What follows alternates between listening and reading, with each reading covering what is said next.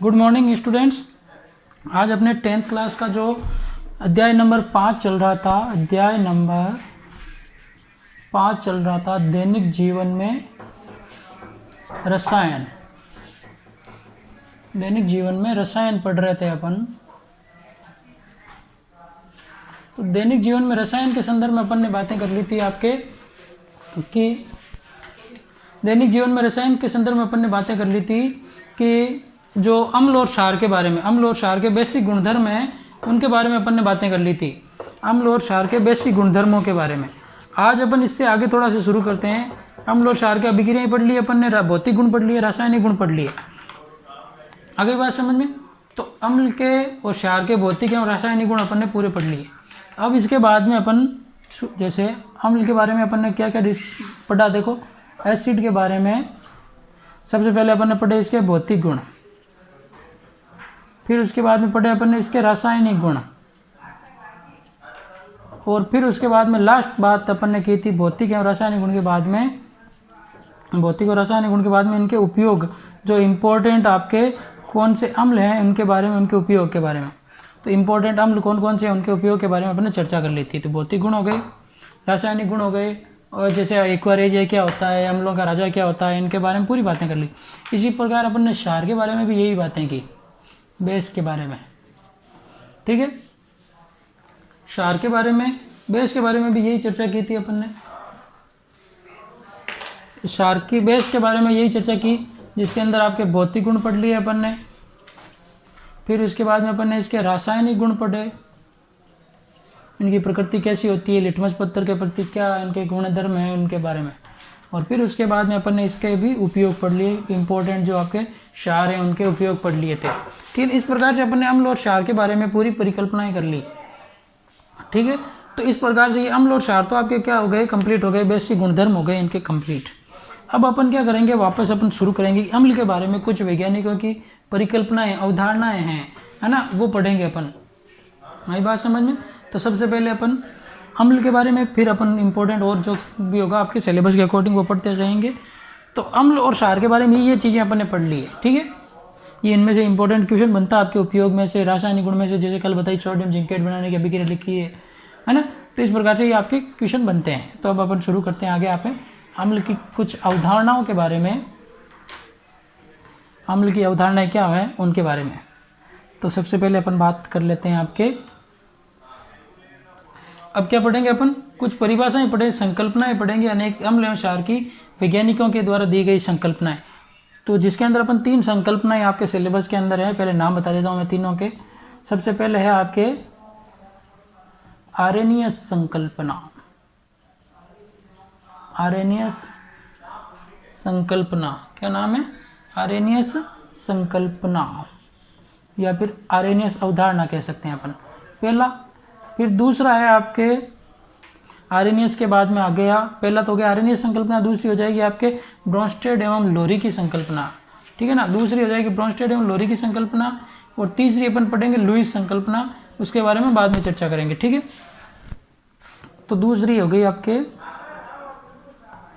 Bronsted एवं लोरी संकल्पना, और लास्ट अपन तीसरी पढ़ेंगे लुईस संकल्पना, अम्ल और क्षार के बारे में, लुईस संकल्पना। ये 3 प्रकार की अम्ल और क्षारों के बारे में परिभाषाएं पढ़ेंगे अपन, जो अलग अलग वैज्ञानिकों ने बताई है आपके। लुईस संकल्पना, लुईस वैज्ञानिक ने, आरेनियस संकल्पना वैज्ञानिक हुए थे आपके, आरेनियस ने दी, और जो आपके अम्ल और क्षार की ब्रोंस्टेड एवं लोरी ने संकल्पना क्या दी उनके बारे में भी चर्चा करेंगे अपन। ठीक है ना, तो सबसे पहले अपन आप हेडिंग लगाओ। ठीक है, अम्ल एवं क्षार की आरेनियस अवधारणा या संकल्पना, मिटा दो ये तीनों, इनके बारे में चर्चा करेंगे। सबसे पहले अपन आरेनियस के बारे में पढ़ लेते हैं, है ना। तो आप हेडिंग लगा लो, 1 नंबर क्या है आपके, अम्ल एवं क्षार की, अम्ल एवं क्षार की आरेनियस, आरेनियस अवधारणा, संकल्पना चाहे अवधारणा एक ही बात है। ठीक ठीक है ना, आर्यनियस अवधारणा। अब ये किसने दी, कैसे दी, इसके बारे में बात करें अपन तो सबसे पहले आपके इसको देने वाले एक वैज्ञानिक हुए थे आपके अम्ल एवं क्षार की परिभाषा सर्वप्रथम 1800 किसने दी थी, ये अवधारणा दी थी आपकी सर्वप्रथम 1887 ईस्वी में। किसने दी थी, वैज्ञानिक का नाम था आर्यनियस, सर्वप्रथम आर्यनियस ने, नाम से ही जैसे वैज्ञानिक के नाम से ही इसकी अवधारणा तो 1887 में आर्यनियस नाम के एक वैज्ञानिक ने दी थी, अम्ल और क्षार को परिभाषित किया था। अब इन्होंने कैसे परिभाषित किया था इसके बारे में अपन बात करें। अम्ल क्या बताया इन्होंने और क्षार क्या क्या क्या बताया इनके बारे में। अम्ल और क्षार के बारे में बताया था सबसे पहले कि अम्ल और क्षार के बारे में सबसे पहले बताया आपके कि अम्ल की बात करें तो वह पदार्थ, परिभाषा इन्होंने क्या दी फिर अपन देखेंगे कैसे दी इन्होंने। तो सबसे पहले अम्ल के बारे में बात बताऊं मैं आपको, तो अम्ल में इन्होंने बताया कि वह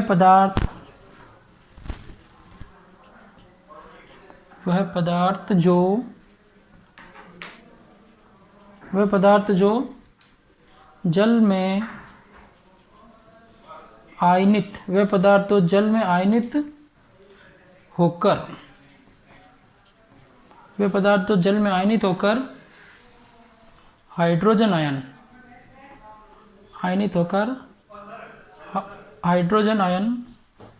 मतलब H+ आयन, जो हाइड्रोजन आयन या फिर H+ आयन मुक्त करते हैं, जो क्या होते हैं जल में घुलकर या फिर आयनित होकर क्या करते हैं आपके H+ आयन मुक्त करते हैं, क्या कहलाते हैं, अम्ल कहलाते हैं। ठीक है। और अगर अपन क्षार की बात करें तो इसी के साथ में एक बार क्षार की भी परिभाषा लिख लो आप, फिर अपन इनके बारे में समझेंगे कि वह पदार्थ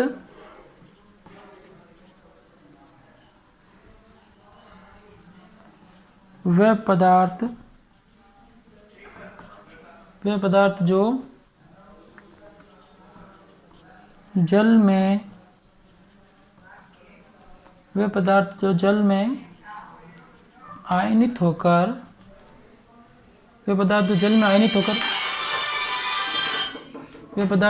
आयनित होकर हाइड्रोक्साइड,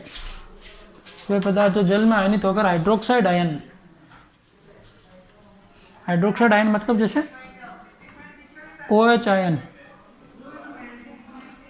आयन मुक्त करते हैं, वो क्या कहलाते हैं आपके, OH आयन मुक्त करते हैं, क्षार कहलाते हैं। तो ये परिभाषा किसने बताई, आपके आर्यनियस नाम के वैज्ञानिक हुए थे। उन्होंने कहा कि जो आपके क्या करते हैं अम्ल के साथ में घुलकर या फिर जल के साथ में घुलकर या आयनित होकर H+ आयन देते हैं, वो तो आपके क्या कहलाते हैं, अम्ल कहलाते हैं।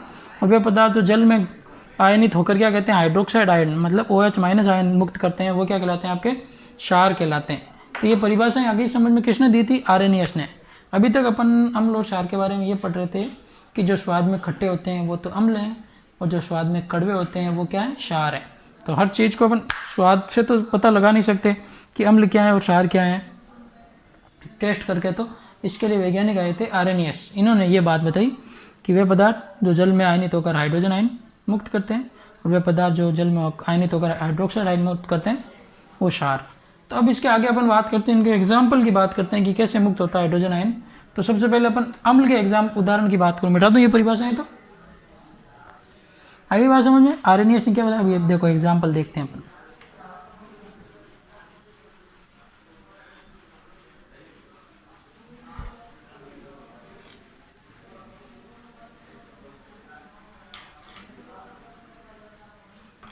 आर्यनियस ने अम्ल के बारे में क्या बताया, तो सबसे पहले अपन अम्ल के उदाहरण देखें अपन, तो अम्ल फिर क्षार के उदाहरण देख लेंगे। अम्ल के उदाहरण के अंदर आप देखो तो जैसे अभिक्रियाएं देखते हैं अपन HCl की, सबसे सिंपल सी अभिक्रिया HCl। अगर इसको अपन जल में घोलते हैं तो हाइड्रोक्लोरिक अम्ल अगर इनका जलीय विलयन लेते हैं अपन, एक्वेटिक विलयन है ना, AQ का मतलब है एक्वेटिक जलीय विलयन है ना। अगर अपन इसको घोलेंगे तो ये क्या होगा, H+ में और Cl- में आयन में टूटेगा। आई बात में, AQ लिख रहा हूँ, AQ का मतलब होता है आपके एक्वेटिक मतलब जलीय विलयन है ना। तो इसको अपन घोलेंगे तो क्या होगा आपके, ये H+ आयन दे रहा है। तो वह विलयन जो जल में घोलने पर कौन सा आयन दे आपके, H+ देते हैं, वो क्या कहलाते हैं, अम्ल कहलाते हैं। इसका नाम तो पता ही आपको, हाइड्रोक्लोरिक अम्ल। आगे बात समझ में, हाइड्रोक्लोरिक अम्ल। तो HCl है। इसी प्रकार और बात करूं मैं आपके तो HNO3 नाइट्रिक अम्ल, क्या नाम है इसका, नाइट्रिक अम्ल। अगर इसको भी अपन एक्वेटिक विलयन लेंगे, आपके जलीय विलयन लेंगे है ना, तो एक्वेटिक विलयन के अंदर क्या हो जाएगा आपके, ये भी H+ तथा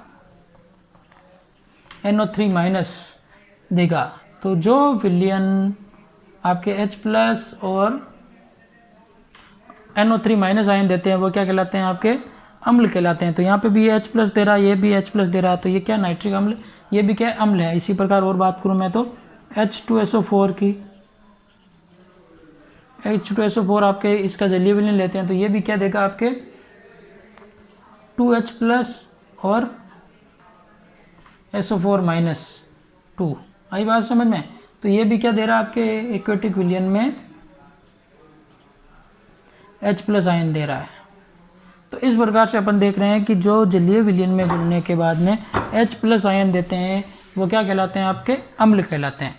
तो ये आपके अम्ल के एग्जाम्पल हो गए। इसी प्रकार मैं और एग्जाम्पल की बात करूँ तो जैसे एसिटिक अम्ल की बात करें अपन तो CH3COOH एसिटिक अम्ल, इसका अगर अपन एक्वेटिक सॉल्यूशन लेते हैं, तो इसके अंदर भी क्या हो जाएगा आपके H+ और CH3COO-। तो ये इस प्रकार से आपके क्या हो जाएगा, इनके नाम तो है ना, ये आपके नाइट्रिक अम्ल है, ये आपके सल्फ्यूरिक अम्ल, और ये आपके क्या हो जाएगा एसिटिक अम्ल। ठीक है, एसिटिक अम्ल। इस प्रकार से ये आपके इनके नामकरण हो गए। तो HCl, HNO3, H2SO4 एसिटिक अम्ल, ये आपके किसके अम्ल हैं, अम्लों के उदाहरण हो गए। जो ये सभी क्या दे रहे हैं आपके H+ आयन दे रहे हैं, ये भी H+ दे रहा है, ये भी H+ दे रहा है, ये भी H+ दे रहा है, ये भी H+। तो अभी आर्यनिष्ठ अम्ल की परिभाषा क्या बताई, को जो जल में आयनित होकर H+ या हाइड्रोजन आयन देते हैं वो क्या कहलाते हैं आपके अम्ल। आगे बात समझ में, जो जलीय विलयन में H+ देते हैं वो अम्ल होते हैं। इस प्रकार से अपन ने बात कर ली। अब अम्ल की भी क्या होते हैं आपके, दो प्रकार के होते हैं, एक तो प्रबल अम्ल और एक होता है दुर्बल अम्ल है ना। एक प्रबल अम्ल होता है और एक दुर्बल अम्ल होता है। इसी प्रकार जैसे मैं आपको एक एग्जांपल और बताऊं, जैसे H2CO3 कार्बोनिक अम्ल की अगर अपन बात करें, इसका नाम है कार्बोनिक अम्ल। तो ये भी क्या देगा आपके H+ एक्वेटिक सॉल्यूशन में, और क्या देगा आपके HCO3, तो ये भी H+ दे रहा है। आई बात समझ में। तो सभी क्या है आपके अम्ल हैं, ये आपके अम्लों के एग्जाम्पल हो गए। आई बात समझ में, अम्ल क्या होते हैं, और अम्लों के एग्जाम्पल जो H+ देते हैं वो अम्ल है। बैठा दो एग्जाम्पल सारे और बात करें अपन तो। अब अम्ल क्या होते हैं आपके, दो प्रकार के होते हैं, एक तो प्रबल अम्ल और दूसरा दुर्बल अम्ल। देखो प्रबल क्या होते हैं और दुर्बल क्या होते हैं।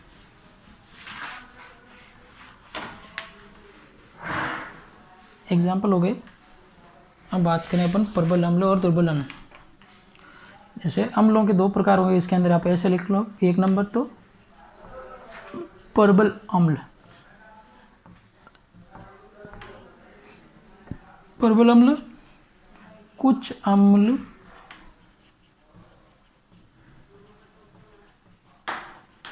अम्ल जलीय विलयन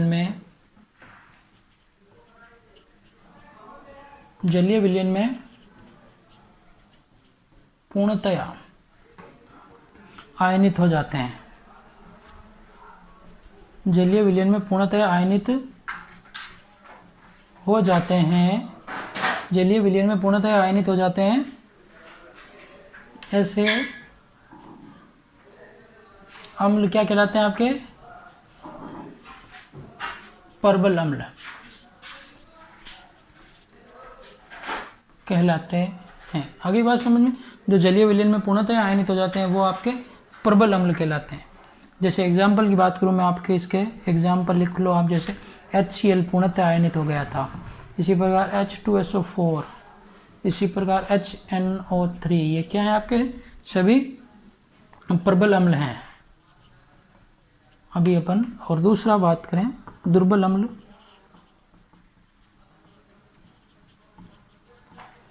तो दुर्बल अम्ल के अंदर परिभाषा लिख लो, कुछ अम्ल जलीय विलयन में, कुछ अम्ल जलीय विलयन में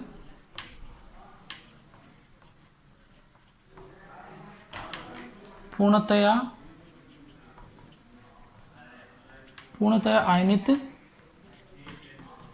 नहीं होते हैं, अवियोजित अवस्था में रहते हैं,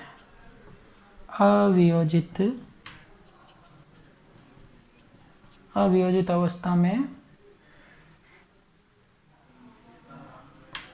भी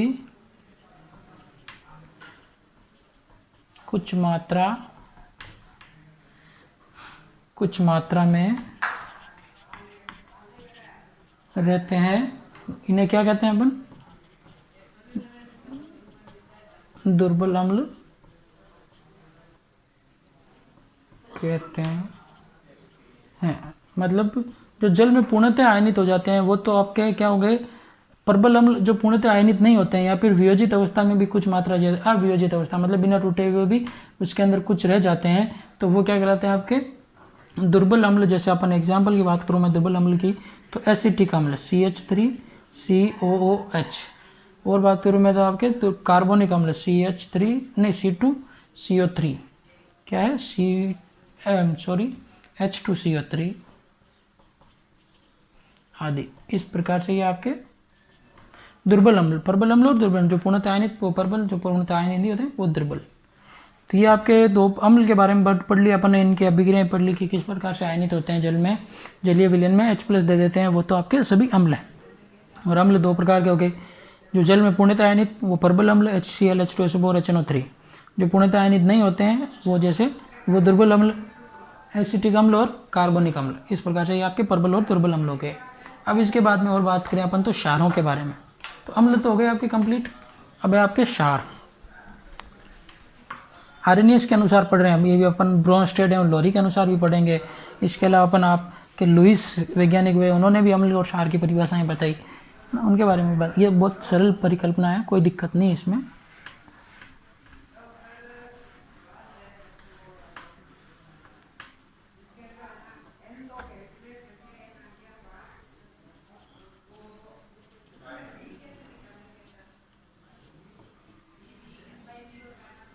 तो अब आपके क्षार के एग्जाम्पल की बात करें मैं तो अब लिखता हूँ, आपके अम्ल के उदाहरण हो गए, अब लिखो आप क्षार के उदाहरण। तो क्षार के उदाहरण के अंदर सबसे पहले अपन एग्जाम्पल ले लेते हैं KOH का।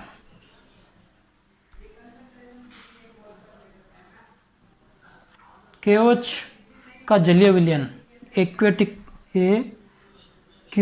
एक्वेटिक का मतलब होता है आपके जलीय, मतलब इनको अगर अपन जल में बोलते हैं तो एक्वेटिक विलयन, तो ये क्या देगा आपके K+ और OH-। आई बात समझ में? तो अपन ने क्षार की परिभाषा आर्यनियस ने क्या बताई थी कि जो OH- या हाइड्रोक्सिल आयन देते हैं वो क्या कहलाते हैं आपके क्षार। उसी प्रकार जैसे आपके ये आपके पोटेशियम हाइड्रोक्साइड, नाम तो पता है ना, पोटेशियम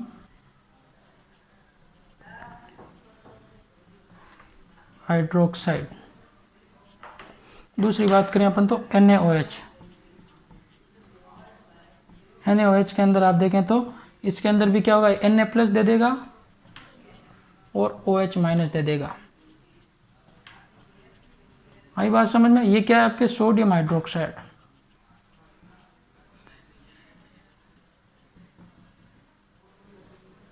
सोडियम हाइड्रोक्साइड। आगे बात समझ। इसी प्रकार और एग्जांपल बात करूं मैं तो कैल्शियम हाइड्रोक्साइड। कैल्शियम हाइड्रोक्साइड इसका जाएगा आपके कैल्शियम प्लस और 2OH माइनस, है ना, Ca प्लस है यहाँ पे, है ना। तो ये आपके कैल्शियम हाइड्रोक्साइड इस प्रकार से। इसी प्रकार एक और एग्जांपल देख लो आप, NH4OH। इसका भी अगर अपन एक्वेटिक विलयन देखते हैं, अमोनियम हाइड्रोक्साइड, क्या नाम है इसका,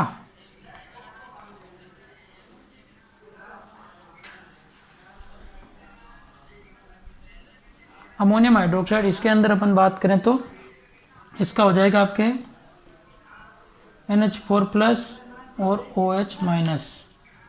तो इन सब में क्या बन रहा है आपके, देखो सभी के अंदर क्या बन रहा है आपके, OH हाइड्रोक्सिल आयन दे रहे हैं सभी।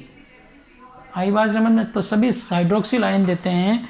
तो आयरनियस ने यही कहा था कि जो जल में घुलकर H प्लस देते हैं वो तो अम्ल, जो हाइड्रोक्सिल आयन देते हैं आयनित होकर क्या, वो क्या कहलाते हैं आपके, क्षार कहलाते हैं। ये आपके किसने दिया था, किसने दिया था, आयरनियस ने। तो ये एग्जाम्पल हो गए पोटेशियम हाइड्रोक्साइड का, सोडियम हाइड्रोक्साइड का। ये आपके क्या है, कैल्शियम हाइड्रोक्साइड,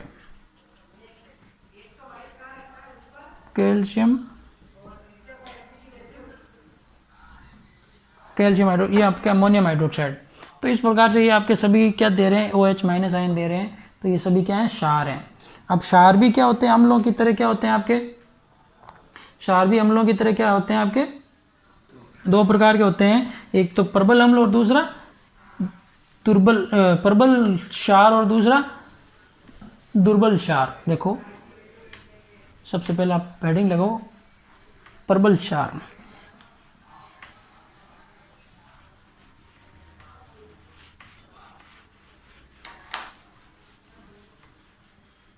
प्रबल क्षार।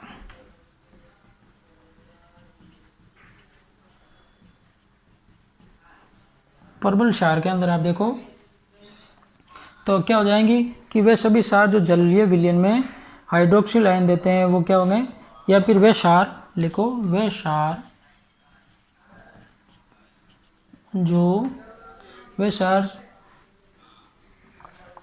जो जलीय विलयन में पूर्णतः आयनित हो जाते हैं, जो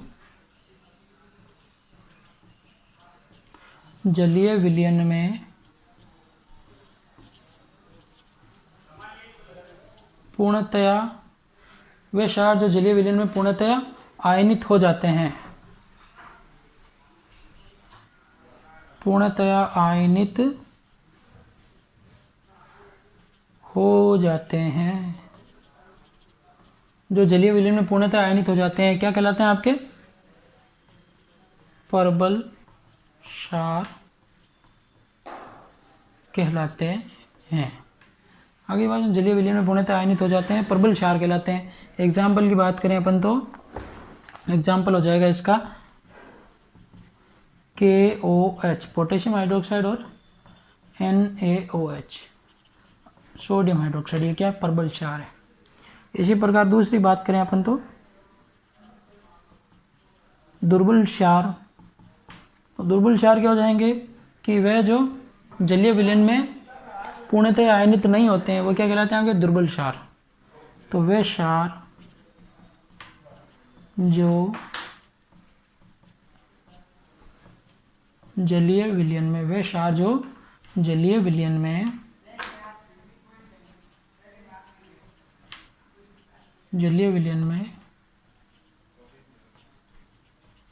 पूर्णतया आयनित नहीं होते हैं, क्या कहलाते हैं आपके, दुर्बल क्षार